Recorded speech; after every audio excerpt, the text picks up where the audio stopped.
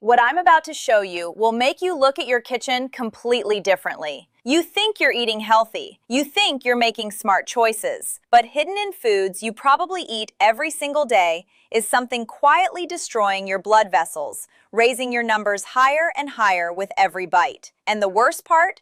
Your doctor probably never told you these foods were the problem. I'm Dr. Olivia Carter, and I need to share something with you that could literally prevent your stroke, your heart attack, your kidney failure. But what I'm about to reveal will also make you angry, because these foods are marketed to you as heart healthy, when the science shows they might be making your blood pressure worse. Let me start with something that might shock you. You know those pretzels you snack on at night while watching TV? The ones you think are a relatively healthy alternative to chips or cookies? Those little twisted pieces of processed white flour might be one of the worst things you can eat for your blood pressure. And I'm not just talking about the sodium though. The sodium is definitely a problem. There's something else happening in your body every time you eat them, something that most people have no idea about. And by the end of this video, you're going to understand exactly why these 10 foods are secretly sabotaging your blood pressure, and more importantly, what you can eat instead. Now, before I go further, I want you to picture something very real. Picture the last time you had your blood pressure checked. Maybe it was at a pharmacy kiosk, maybe at your doctor's office, maybe during a routine visit where you were told, "It's a little high, but nothing to worry about yet." That moment sticks with people more than they admit, because even when we hear slightly elevated, our mind quietly translates it into uncertainty. Am I okay? Is something happening inside my body that I can't feel? And the truth is, high blood pressure is one of the most silent conditions in medicine. You don't feel it rising. You don't feel your arteries tightening. You don't feel the strain your heart is under every single day. But it is happening, quietly, consistently, meal after meal, bite after bite. And I want to ask you something very honestly. How often do you actually think about what your food is doing inside your body, beyond calories or weight? Have you ever considered that something as simple as your morning toast, your healthy yogurt, or your comforting bowl of soup might be influencing the pressure inside your arteries more than stress or age ever could? Have you ever wondered why two people eating what looks like a normal diet can have completely different blood pressure numbers? One stable, one rising year after year despite doing everything right? These are the questions most people never get answered, and that gap in understanding is exactly where the problem grows silently. My name is Dr. Natalia Wright, and this channel is called Dr. Natalia Wright Senior Health. I have spent years working closely with older adults who were told the same frustrating sentence: "Your blood pressure is high, just try to manage it." But what they were not told is that management begins in the kitchen long before it begins in a prescription bottle. And what I want to do here is slow everything down and help you truly understand what is happening inside your body in a way that finally makes sense, because once it makes sense, it becomes something you can actually change. So let me ask you again, and I really want you to think about this deeply. Have you noticed your energy changing after certain meals? Do you ever feel a heaviness in your body after eating foods you thought were harmless? Have you been told your blood pressure is borderline or creeping up, but no one has ever clearly explained why? And if you're honest with yourself, do you feel like you're doing your best, yet the numbers still don't reflect your effort?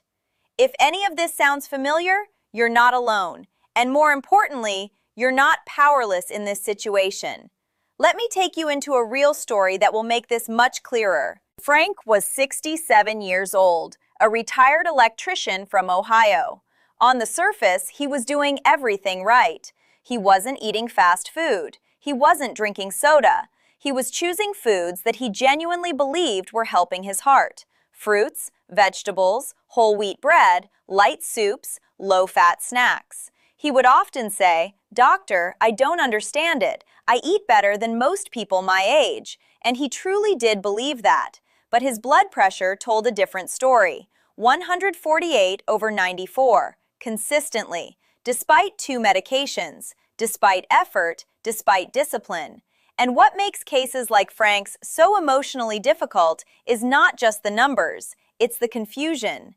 When you feel like you're trying, but your body is not responding, doubt starts to creep in. Not just about your diet, but about your future.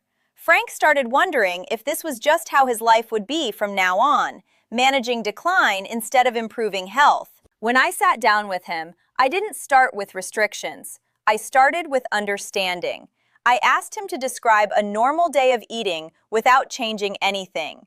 Breakfast, lunch, dinner, snacks, drinks, everything. And what we found was not a bad diet. It was something far more deceptive. It was a diet filled with foods that look responsible on the surface, but quietly work against blood pressure inside the body. And that is the part most people miss. It is not always the obvious foods that create the biggest impact. It is the everyday ones, the foods that feel safe, the foods that feel normal, the foods that marketing has trained us to trust. Within weeks of adjusting just a few of those hidden triggers, Frank's numbers began to shift. Within 8 weeks, 136 over 84. Within 4 months, a range that finally allowed his doctor to reduce medication.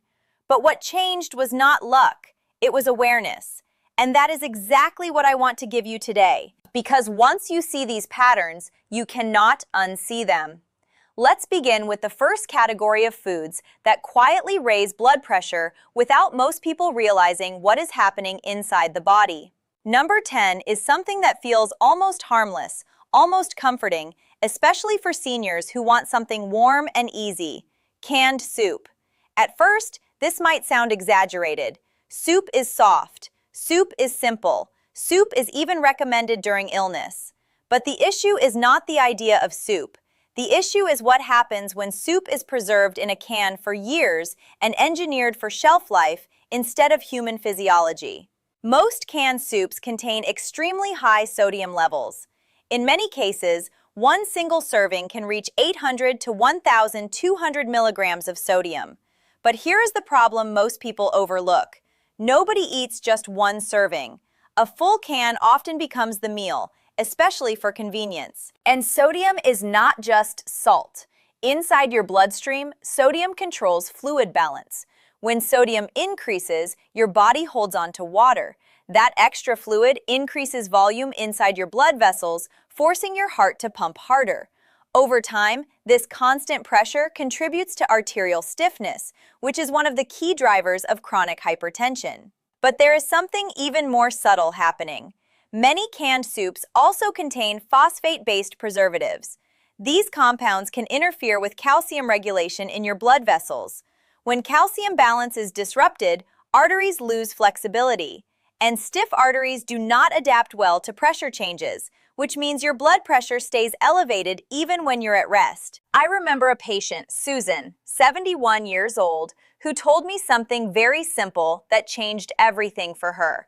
She said, "I thought soup was the safest thing I could eat." And in a way, she was right emotionally.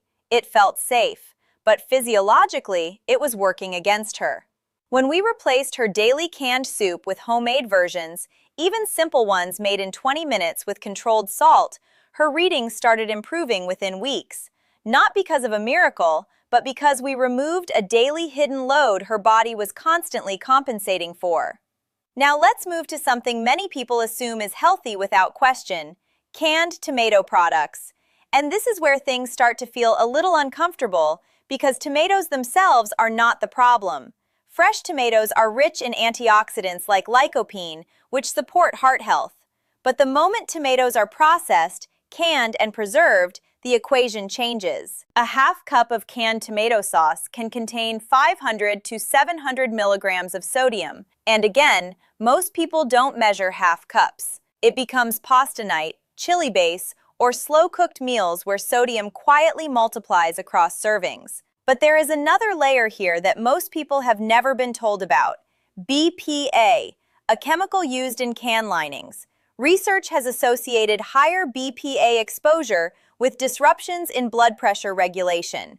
It does not act like sodium. It works more quietly, interfering with hormonal signaling that helps your blood vessels respond to pressure correctly. So now you have a double effect: one immediate, one long-term, one physical, one hormonal. And this is the pattern you will see again and again as we go deeper into this list. It is rarely one ingredient.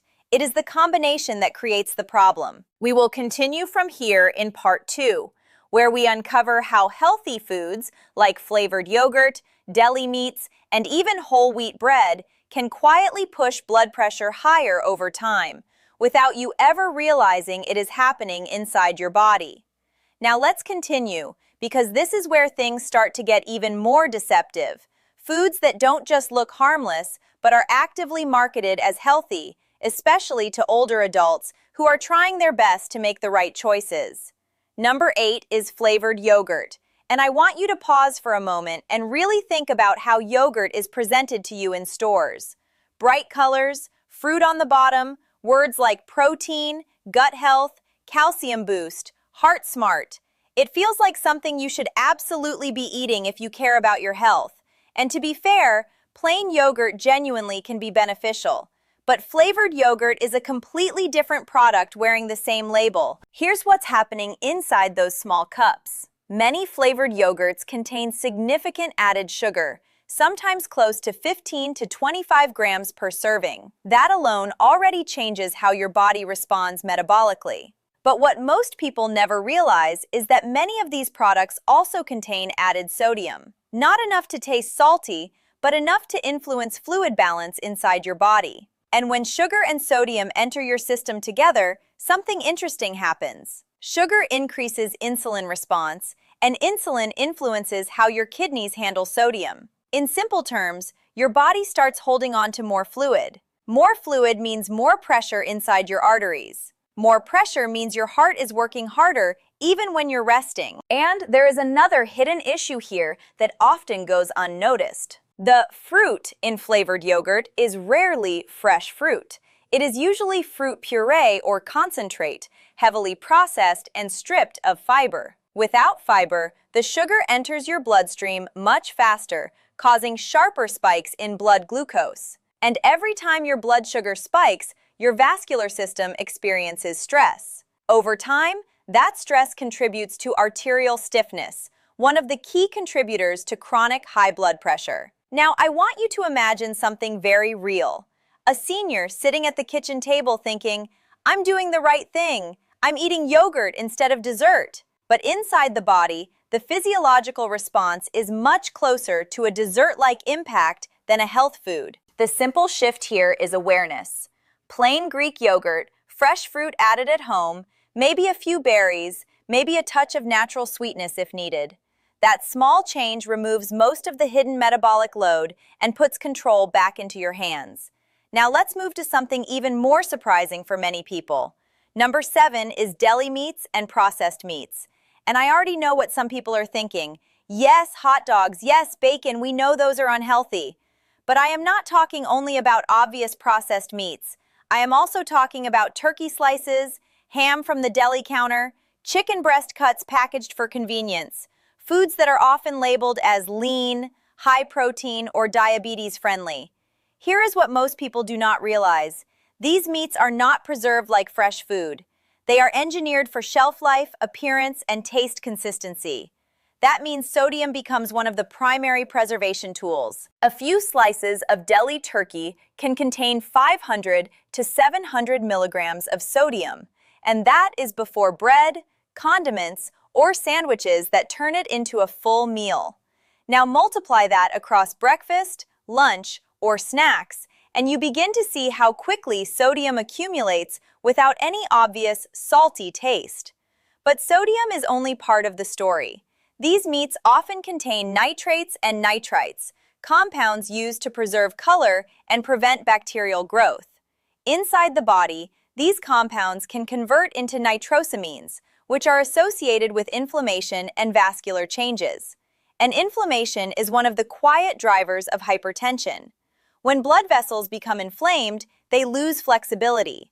When they lose flexibility, pressure increases. And when pressure increases day after day, the cardiovascular system begins to adapt in ways that are not beneficial. I once worked with a patient who told me something very telling. He said, "I don't eat junk food. I eat turkey sandwiches." That sentence captures the entire misunderstanding. because in his mind, he had already made the healthy choice. But the body does not respond to marketing. It responds to chemistry. Now let's move to number 6, and this one often creates the most confusion. Number 6 is whole wheat bread. This is where many people start to feel frustrated because bread is often seen as a basic food, something normal, something traditional, and whole wheat bread especially carries a health halo. Darker color, grains on top, words like whole grain printed on the package. It feels like a heart-friendly choice. But here is what is actually happening. Most commercial whole wheat breads still contain significant sodium. One slice can contain 100 to 200 milligrams. That might not sound like much until you realize how quickly it adds up across multiple meals. Toast in the morning, sandwiches at lunch, dinner rolls in the evening. Bread becomes a silent sodium delivery system throughout the day. But there is a second layer that matters even more for blood pressure: glycemic response. Many whole wheat breads, especially processed commercial versions, break down quickly into glucose. That spike in blood sugar triggers insulin release, and insulin signals the kidneys to retain sodium and water. So now you have a chain reaction: bread to glucose spike, to insulin rise, to sodium retention, to increased blood volume, to increased blood pressure. It is not immediate, it is cumulative. That is why so many people never connect bread to blood pressure changes. The effect is too subtle in the moment, but very real over time. And I want you to picture something simple.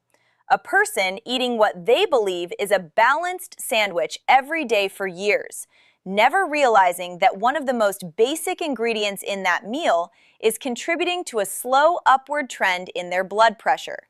The solution is not fear, it is refinement.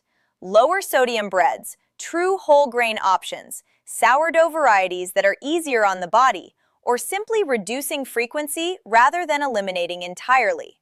Now let's continue to something that feels even more healthy on the surface. Number 5 is bottled pasta sauce.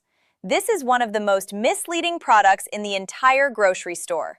You see words like made with real tomatoes, no artificial flavors, organic, family recipe style, and it feels like a shortcut to a healthy home-cooked meal.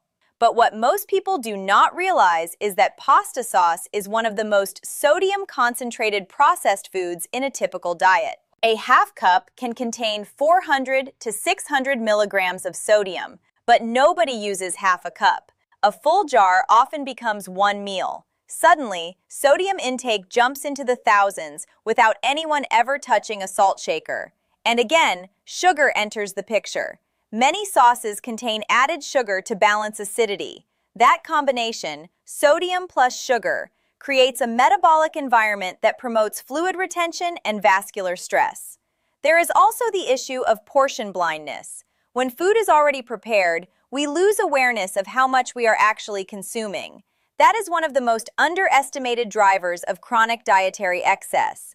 I had a patient, Ellen, who thought she was eating extremely clean. Homemade meals, simple ingredients, very disciplined. But when we broke down her pasta nights, her healthy dinners were delivering more sodium than fast food meals she was actively avoiding. That realization alone changed everything for her. Now let's continue into the next group of foods where the pattern becomes even clearer. Foods that appear beneficial, feel light, or are commonly recommended, but quietly push blood pressure higher through multiple biological pathways. We will continue in part 3, where we uncover cottage cheese, restaurant salads, processed cereals, and the most surprising one of all, fruit juice, a drink many people still believe is a daily health habit.